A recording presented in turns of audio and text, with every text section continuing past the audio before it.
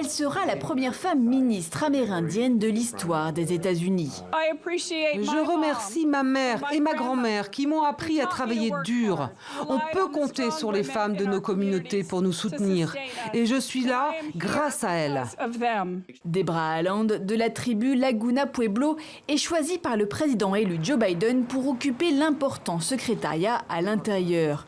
Un portefeuille chargé notamment des ressources naturelles des terres fédérales, des parcs nationaux, mais aussi des réserves indiennes. Celle qui était déjà la première amérindienne élue à la Chambre pilotera aussi le programme de lutte contre le changement climatique, avec la promesse de ne plus accorder de permis de forage gazier ou pétrolier dans les zones fédérales. Nous voulons plus d'informations sur les conséquences exactes des cendres de charbon sur la qualité de l'eau. Michael Regan, lui, dirige depuis 3 ans le département environnement de Caroline du Nord. L'Afro-Américain de 44 ans, spécialiste de la qualité de l'air, prendra la tête de l'EPA, l'agence américaine de protection de l'environnement, malmenée sous Donald Trump. Agence pour laquelle il a déjà travaillé du temps de Bill Clinton et George Bush.